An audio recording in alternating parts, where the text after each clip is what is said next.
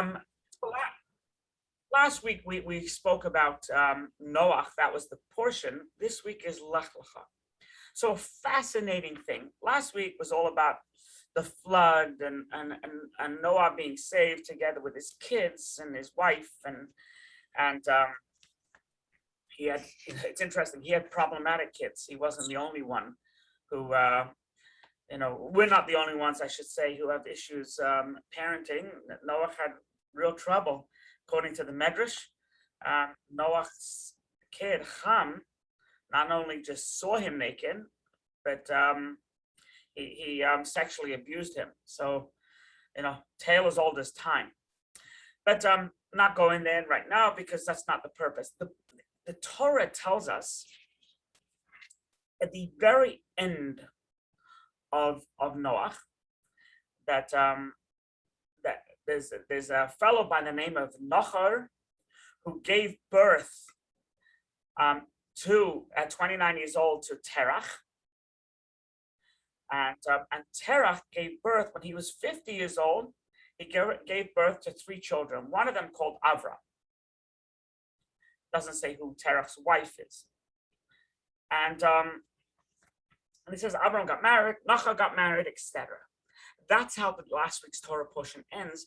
This week's Torah portion begins that Avram lived in the land and God appeared to him and said, leave your land, your birthplace, the house of your father, and go to the place that I will show you. The famous story of God telling him, Lech Lecha, hit the road, Jack.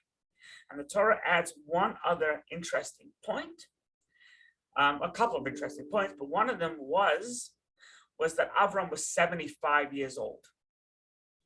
Avram was 75 years old. Now, from the time Avram was born until the end of last week's parsha, and to this week's parsha, 75 years have elapsed. The Torah says nothing about Avram for the first 75 years. Hi, Herman. Good morning. Hi. Nothing. The Torah mentions nothing. Now, the Midrash and other commentaries are replete with all about Abraham's young life.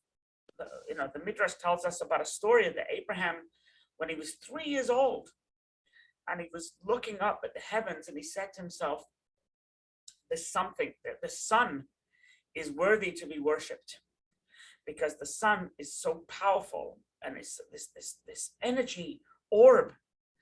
And he says, "That Zekeli, this is my God." And then he realized that when the sun set and the sun disappeared and the moon came out, and the moon was surrounded by Jupiter, Pluto, and Saturn, and the moon, and the other constellations, etc. And he said, "Oh, wow, the moon is the real God, because look at its servants." And the moon beat the sun. Then a cloud came. And he goes, "Wow, the cloud covered the moon. The cloud is stronger." And then wind came and dissipated the clouds. So Avram said, "Okay, you know what? There's something behind all of these. These are just servants. These are just puppets in the hands of their master." And he came to that conclusion on his own. And the Midrash says it was 3. I mean, my 3-year-old, when I was 3, I didn't think of these things. When I was 3, I thought of, do I like hot milk or lukewarm milk better? But here was his thoughts. The Midrash also tells us that Abraham was thrown into prison by the people that sought to eradicate monotheism. The Midrash tells us how he destroyed. His father was an idol broker. His father had idols, and different types of idols: stone, wood, gold, silver, different colors. No different, really, the Apple phone, and he destroyed him, and therefore he was incarcerated, and then he was sentenced to death. And the Midrash tells us all of this. The Torah doesn't. And Why not? The Torah does tell us that he should leave. He had no kids, that we knew from last week, and leave. And he left, and he took kol, where's it, the esa nefesh, and the souls they made in Haran, which means that the souls, Rashi says, is the following. They had a very large following. Torah mentions nothing. Nothing. It's almost like Abraham was incognito. He was. So the question is why? When there's so much history and information of the great Abraham from a child until he was 75, he didn't all of a sudden at 75 become great. Why does the Torah mention nothing? So the Rebbe's response is that everything until 75 years old was Abraham was working on logic alone, just strictly logic. There must be, the sun must be God. No, the moon must be God. No, the cloud must be God. No, there must be something beyond logic. It doesn't make sense to him that this piece of rock should be worshipped. This piece of wood should be worshipped. This piece of silver should be worshipped. It didn't make sense to him, and it aggravated him. But it was all logic. This, and he had many tests thrown into the fire, etc. And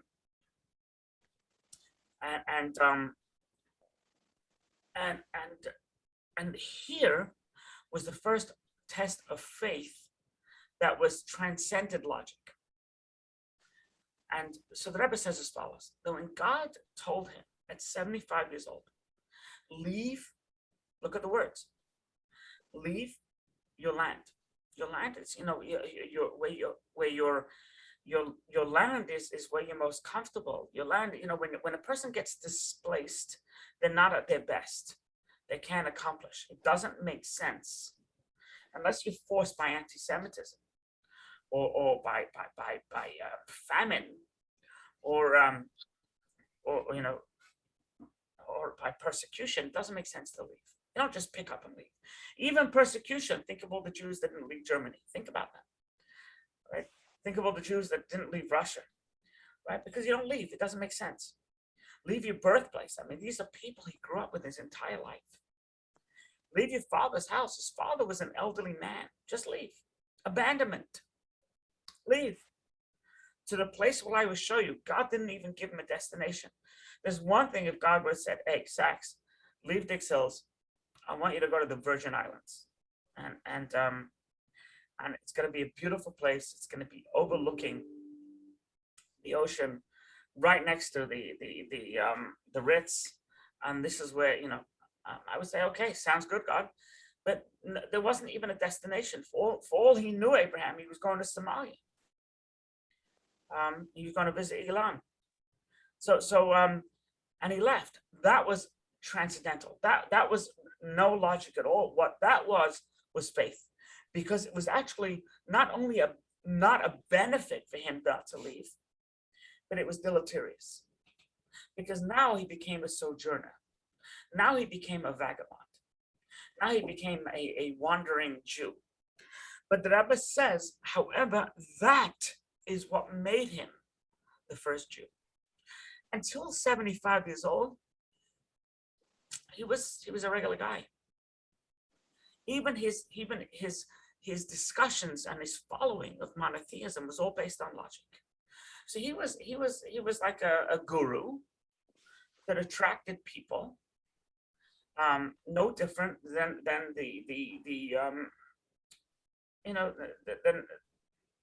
any other guru that lived in the past.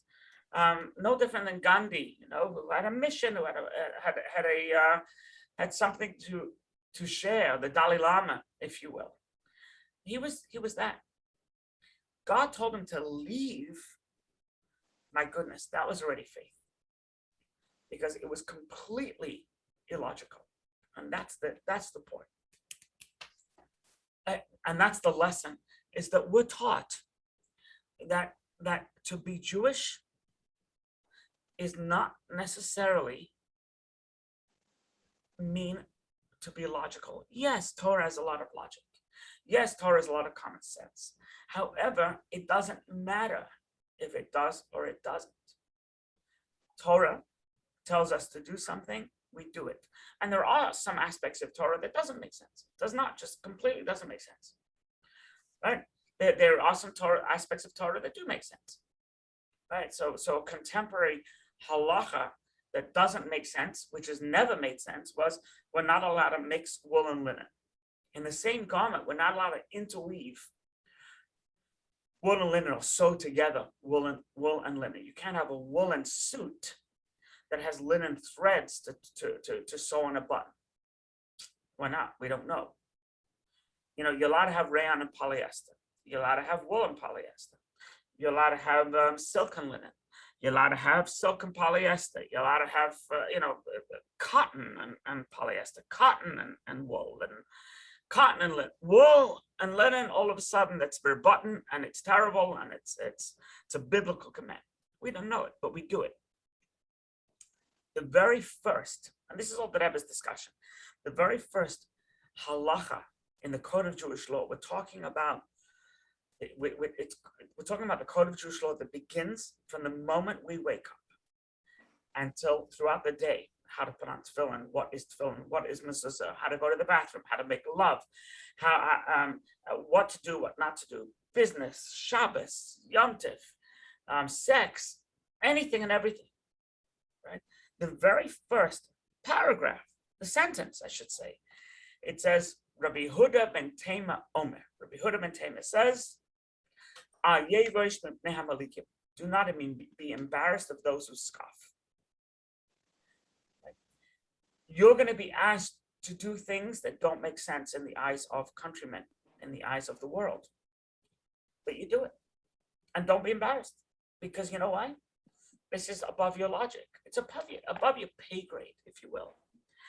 And that we learn from Abraham.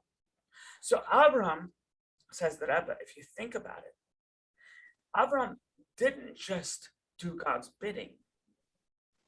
He did God's bidding when it didn't make sense. He did God's bidding when it was deleterious to himself, his wife, and his family. That's what made him Abraham, the first Jew. So the Torah, from the Torah's perspective, is not interested in what happened before he was 75, because that's not free will.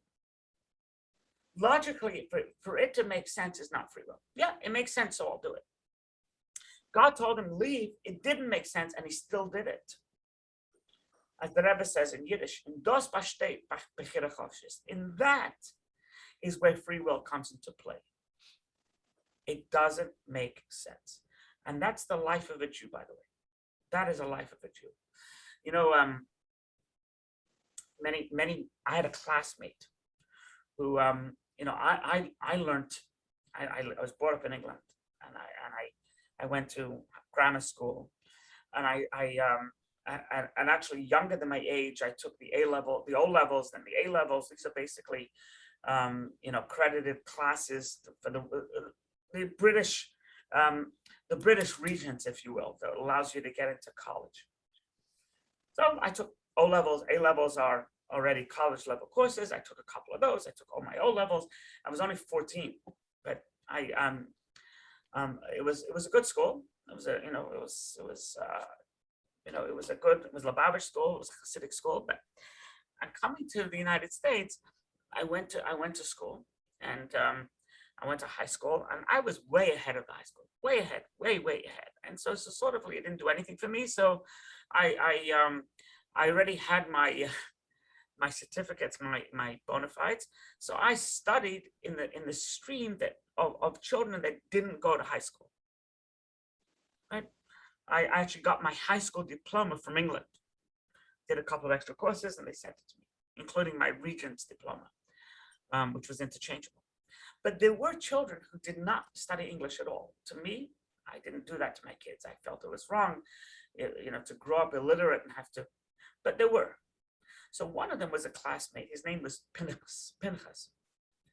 So I was, and this story has an ending, and I never thought about it till years later. So this fellow, his name was Pinchas.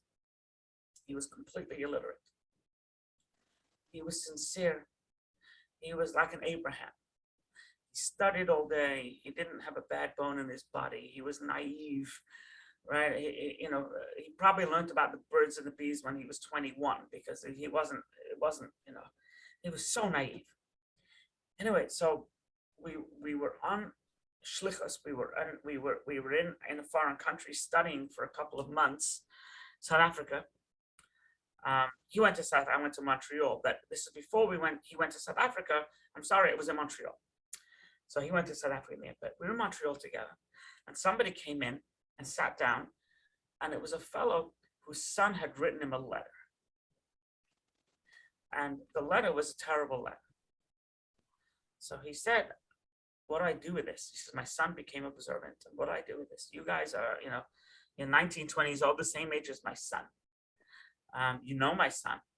So I read the letter, and I kind of didn't, know what to say. And Pinchas looked at the letter, and it was an aerogram, right? It was that type of thin paper. He closed the letter and he told the guy, I'm sorry, I don't read English. So the guy looked at him and said, how do you not read English? He said, I never learned English. So he said, well, how could you not read and write English? So he goes, because I study Torah all day. He goes, well, why would you do that? He goes, to give a guy like you an answer what the Torah says. And I'm listening to this exchange. I was embarrassed. But the fellow looked at him. And this fellow was an observant guy. In modern Orthodox, I would say. The fellow looked at him and says, wow. He goes, in some ways, that's very troubling. I said, oh, no, I read English. It was quickly defended. He said, that's interesting. In some ways, it's very disturbing. He says, another way is, it's interesting what the Rebbe did here. He said, he didn't give you a chance to even logically be swayed. If you would have read English and be able to read Plato's Republic, or be able to read the National Enquirer, or be able to read some other book, or some, the New York Times or whatever, it would have maybe altered your opinion from Torah. The Rebbe didn't give you a chance. So he goes, in one way, I'm very disturbed. In the other way, I'm very impressed. That's what he said. I don't, once again, I don't agree with I said my proof of the pudding, my own kids, all my kids went through high school and they took college classes, except not all of them got their bachelors, but most did. But here it was Hashem wasn't interested in his logic. Hashem was interested in his faith. And that's what Pinchas, my classmate, was trying to convey. I don't read English. I can just tell you what the Torah says. Anyway, so Avram left, and God told him that I will make you into a great nation, and Avram left. That was a test. The next test was God directed him to the land of Canaan. As soon as he got into the land of Canaan, which is where Mecca, right, Nirvana, that's where God wanted him to be, God made a famine. And the minute he got into the land, he had to leave the land, which is a test. God, what are you doing? What are you doing? I finally made it. I finally, put my feet up and I can settle. And you tell me, no settling for you, Abe. You gotta, it's time for you to move on. Once again, illogical. So he went down to Egypt. His wife was kidnapped by the crown because she was beautiful, and the Torah tells us that Avram told her, please don't, whatever you do, don't say you're my wife because they'll kill me. Tell them you're my sister, which, it was, first of all, it wasn't the truth. Secondly is, she's now, so she's a single woman. So Pharaoh believed in prima nocta, that he has the rights to have the first night with a pretty woman. And he took her. he actually tried. The Torah tells us he tried to rape her, and he got sick. And Pharaoh came to Avram and he goes, I got a vision. He says, you lied to me. If I would have known you were married, I never would have done it. So Abraham said, no, you would have killed me and you would have done it anyway. So here, shortcut. You tried and God punished you. And Pharaoh said, okay, get out of the land. He says, but in order for me to become healthy again, he was, the Rashi says he was struck with impotency. He was impotent. Even Viagra didn't work. The truth is, if you'd have met Dr. Goldman back then, he could have been helped. But and he left. And Avram, the Torah tells us, because of that encounter, became extremely wealthy. Pharaoh rewarded him, gave him koved mi'oid, bamikneh, with cattle, with gold, and with silver. Extremely, extremely wealthy. So it's actually so something illogical happened. It was a test. The test was that he had to, another test, that he had to leave Canaan. He had to go to Egypt. Another test, that his wife was kidnapped by immoral people. And he was finally, based on all these illogical things, he became very, very, very, very wealthy. Which I think teaches us a lesson. Is that we don't know what exactly is going to happen. For Avram, this is one bad thing after another. It got hit, move, a kidnap, an attempted rape, hunger in Canaan, travel again. He had to hide his wife. And so one thing, it was like a disaster. And it was like a dog's life. But he became extremely wealthy, and it never left him. His whole life, he had prestige. He was looked up to because not only was he a spiritual, godly man, he didn't have to borrow or beg by anybody. So we just see God works in mysterious ways. Not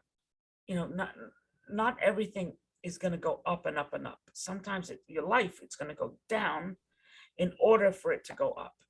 They had to go to Egypt in order to receive the Torah. We have to go through our trials and tribulations in order to get where we are today. Right? I once officiated at a wedding of a guy who was married. He got married at 40 something.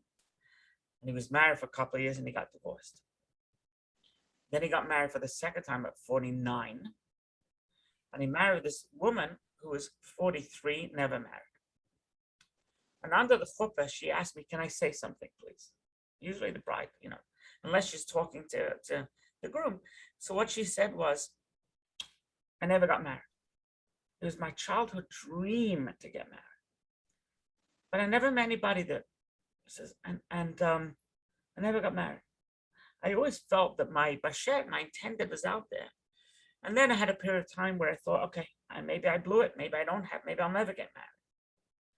And in the interim, you got married to someone else. I didn't know you. And then you were married 2 years, no kids. And then you met me.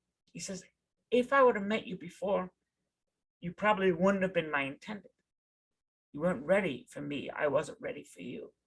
That's what she said under the chuppah. And it smacks of truth. Anyway, so we all have our trials and tribulations. We all have our issues. We all have, I'm going to be speaking tonight, right? And tonight I'm going to be talking about parenting based on my book, on the 30 so pages of my book on parenting, is that I never would have understood what I understood now if my child did not get sick. I wouldn't have had this epiphany and then studied and pursued this line of study. I was a regular Joe, regular parent who didn't know what he was doing. I still don't know what I'm doing, but have a grasp that I never would have had, and I credit my daughter. So we have to realize there's a method to the madness, and when we look at the Torah, we see certain things that all of a sudden dots are connected. Go back to the first few lines of the Torah. God tells Abraham, when you leave, I'll make you into a great nation. And whoever blesses you, I will bless. Whoever curses you, I will curse. And all the blessings will be, all the families will be blessed by you. So the question that the commentaries ask, it says exactly the same term. Those that bless you shall be blessed, but those that curse you, I will. It doesn't mean cursed. It means I will plague. If it says those that bless you shall be blessed, it says those that curse you shall be cursed. But it uses the term a different term completely. And the commentaries explain that can mean I will plague, I will curse. It could also mean I will enlighten. Meaning to say that Abraham, you and your children, your descendants, your progeny, will only be cursed out of ignorance. They'll curse you because they don't get it. They curse you because they don't know either what the Jew brings to the table, or they're in the dark about the wisdom the Jew brings to the table, or they don't want morality in their lives. They want to be immoral, and therefore, to kill in the name of Allah is right by them, and you condemn it as a major religion. It bothers them. But if they become enlightened, that's not the way to go. Then all the families will be blessed by you. So if you think about it, the major religions that we have today in the world have all killed in the name of God. Right? Our religion hasn't.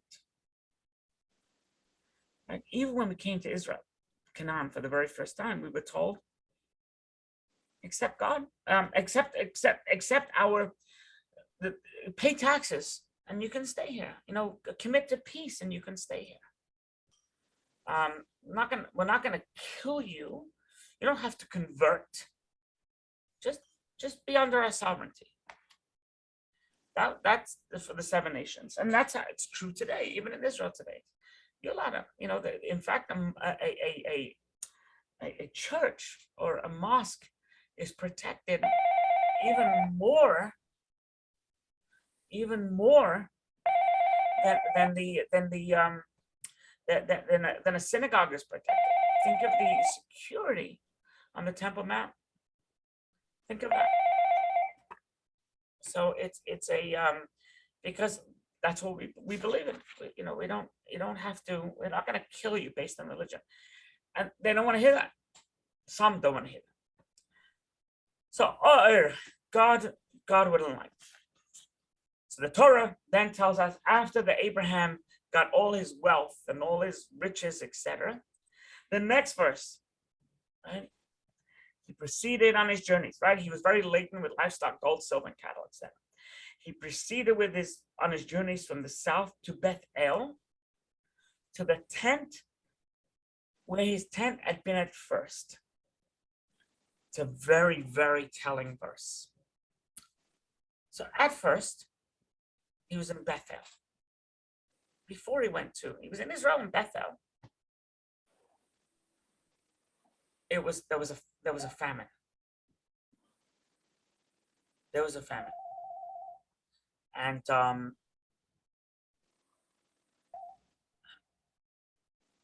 not gonna get it. There was a famine.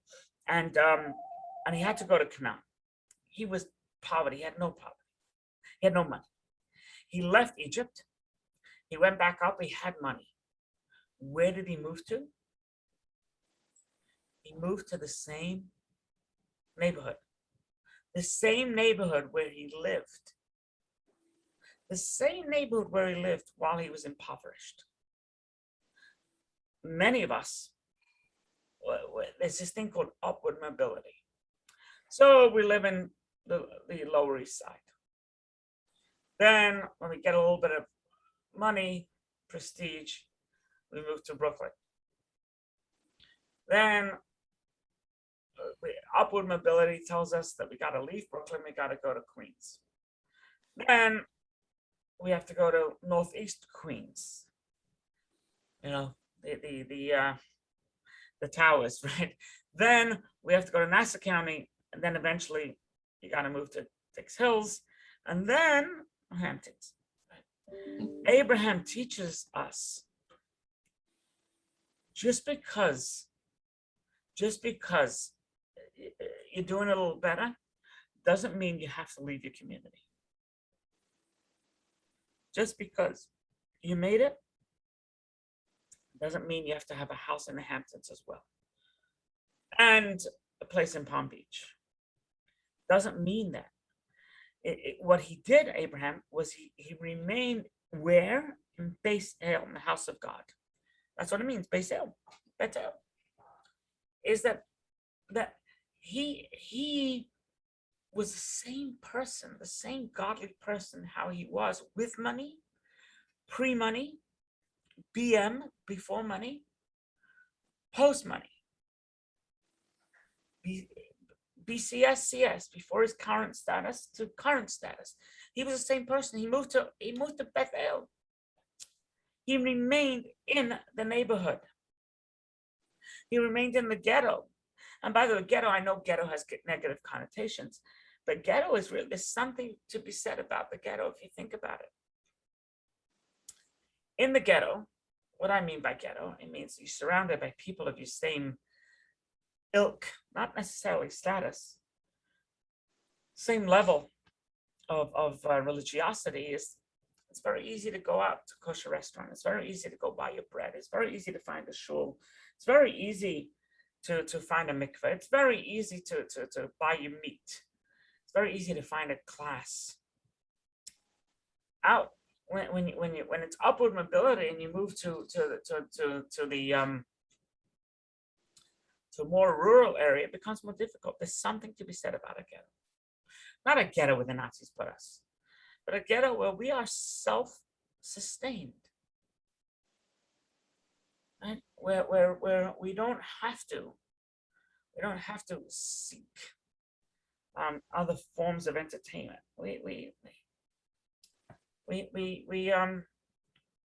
It's a very, very healthy. It can be unhealthy, I will give you that. But the idea is it's a very spiritually healthy place to be. Abraham understood that. Abraham didn't go to the Hamptons of Canaan. He went to Bethel, the same place where he was. Exactly, he pitched his tent in the same place. So there's a fellow by the name of Shalom Drizin. Shalom Drizin. His father ran from Russia with his family, went to Israel, moved to America, moved to be close to the Rebbe, moved to Crown Heights. And he saw a metamorphosis of Crown Heights. It went from this wealthy place where it had the upper echelons, the Jewish doctors, the Jewish attorneys who ran when there was some, when the neighborhood changed, and they ran to Queens, to Nassau County, etc. And the Rebbe stayed. He stayed. Meanwhile, he made some real estate deals. And he became wealthier and wealthier and wealthier. He bought Ebbets Field. He bought Dodger Stadium. The Dodgers moved out. He demolished. He bought those apartments. Today, his worth over $1 billion. You won't find him in any Forbes because he's humble. He's worth over $1 billion. He lives in the same house. Yeah, so maybe it has nicer wallpaper. Yeah, he got older. He installed a Lula, a limited use, limited application elevator. Small elevator, $40,000, I think you could buy it for. He stole that in his house to get to his bedroom. He's worth over $1 billion. He didn't move. His kids, he's in his 90s now. His kids in the business, they're worth what he's worth. They live in the neighborhood. They have bars in their windows because it's not always, there's crime, there's theft. They didn't move. I find it fascinating. There's another fellow who I've met. His name is Ruby Schron. He owns half of Manhattan. I mean, I believe he owns, and the city, Sunset Park he owns. He owns the whole Sunset Park. For a while, he owned the Empire State Building. He lives in this dinky house on East 7th Street in McDonald's. Didn't move. It was more important for him to stay in his shul and his kids to be brought up on Coney Island in a shul, in a school there, a yeshiva there, than for him to move. And he could have afforded. He could have been in Mar-a-Lago. He didn't. I think that's what the Torah is teaching us, is that you don't have to run, right? The Talmud tells us it's important to have a big house. It's important to live nice. It's important for your wife to have nice things. It's important for you to have not a small, narrow little place and a one-bedroom studio or one studio, or a one-bedroom apartment where you're all on top of each other, which makes you sick. But that doesn't mean you have to give it all up to live in West Hills, 3-acre zoning with a couple of horses. That's not, you see, Abraham was a very, very, very wealthy man. He was also, we're taught, he was a man of principle. When he saw people, the kings, the neighborhood tribes, the neighborhood little fiefdoms, the Mara ones, the Imara ones took the Mara ones for a fight, for a war, and they kidnapped and they ransacked. He stood up, and he didn't just hire people. He stood up and went to war himself, because he realized that immorality, if you let it go, it's gonna get worse and worse and worse. You have to stand up. You have to say, no, not on my watch. I'm not going to allow immorality. I'm not going to say, for the sake of peace, I'm going to be quiet, or it's not my job, it's not my battle. Abraham fought. He fought in battles that really had nothing to do with him. But he stood up and he fought. These are all the reasons why he was a patriarch. He wasn't a patriarch because he was a monotheist. He was a patriarch because he was a monotheist who taught us life lessons. He was a patriarch because he was a person that really stood up to the plate. He preached. He didn't keep it to himself. He helped others. He fed others. He was philanthropic. He was generous. If he saw immorality, he didn't let it slide.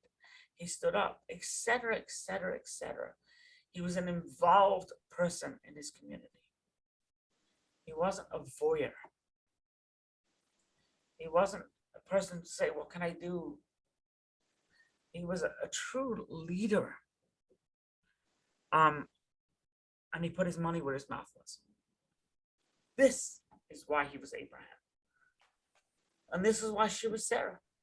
I think, and more, the Torah goes on and on and on, but I have to be in the cemetery soon, so I'll have to stop here. But I think life's lessons we learn. And likewise, by the way, we learn from the patriarchs what it means commitment, what it means dedication. We learn from the matriarchs the same. And he was not afraid. He went to war. He wasn't afraid. Any questions before we go? Have a blessed day. We will we'll be in touch. Tonight, Thank you. You're very welcome. Tonight, 7 o'clock, wine and cheese, a class on the Kabbalah of parenting. Tomorrow night, we actually have Kabbalah began last week, 7:30, So tonight is 7. Tomorrow night, 7:30, the Kabbalah of life, of your DNA. We'll see you then. Thank you, Rabbi. You are.